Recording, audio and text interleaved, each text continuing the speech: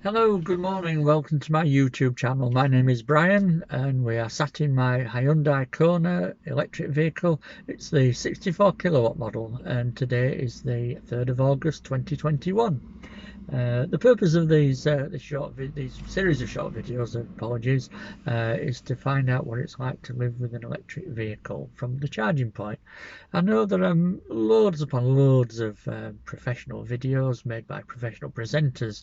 I'm not a professional presenter. All the views are my own. It's my own vehicle. But as I say, there are loads of videos by professional presenters. They're telling you all about the Hyundai Kona, about the plastics, about the infotainment system, about the switches, the dials. For heaven's sake, whether it's got 5 or 10 litres extra boot space than whatever model, or even 5 or 10 litres less boot space than the other model. But since I got this vehicle, the biggest question, the most questions I've been asked are what it's like to charge it. How do you find a charger? How do you charge it? Where are the charging points? What's the range like? And this seems to be the biggest thing that's holding people back from moving over from an internal combustion engine to an electric vehicle.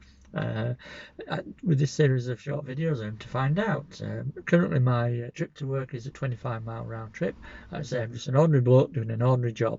My work has a charger, an electric vehicle charging point, and my house has an electric vehicle charging point. That's easy, 25-mile round trip.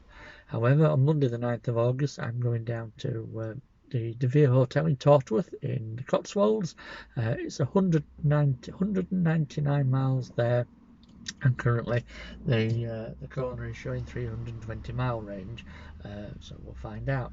The De Vere Hotel at Tortworth, I've been told, is a really nice hotel. It boasts its own electric charging point and of course a spa, but I don't think I'll be using the spa. I think I'll be using the electric charging point, but we'll see.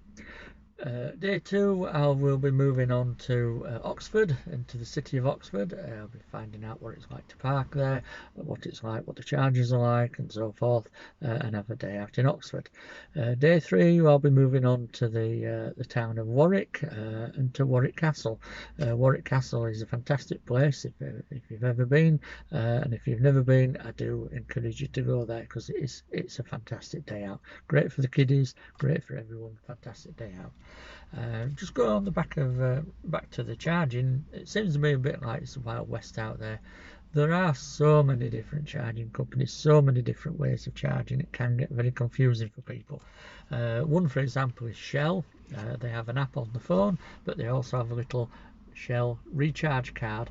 This recharge card simply just turns the chargers on. They send it to you free of charge, and when you get to a Shell recharge point, plug your card in, show the card in, wave the card in front of the scanner, and away you go. Simple, we think.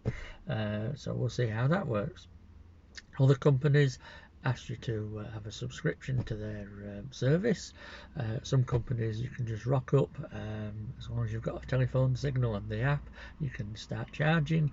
But again, that's got limitations. I do know nearby there is two chargers. However, the phone signal is at best pretty poor, to say the least. And I've seen people waving the phones around looking for a phone signal to charge the car, like it's the 1980s again. You know, waving the phone around trying to find a signal. That's really not good enough, I suppose, not in this day. Just thinking back though, when electric vehicles first came out, people had charge anxiety. I suppose in a way it's a bit like when internal combustion engines were first brought out as a means of getting about. There were no petrol stations.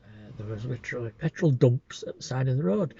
People would buy cans of petrol from a shop or a chemist or wherever, and then somebody obviously must have thought, "Oh, this is a good idea. I can sell petrol. I can open up a petrol station," and there we come. We end up with loads of petrol stations. It seems to me like the electric vehicle charging market has gone very quickly onto having more chargers than petrol stations, but I hope to be able to give you some information on that. I will be using the Zap map. If you want to look it up, it's a fantastic app which tells you where all the electric charging points are in the country. And just looking further afield, when I come back from Warwick, I'll be taking a trip to London, so we'll find out what that's like. And then the week after I come back from London, I'll be taking quite a long trip down to the Cornwall and to Land's End, staying there for about 4 or 5 days before coming back. So there's plenty to look forward to. If you do like what you've seen so far, please give me a thumbs up, and if you want, please subscribe.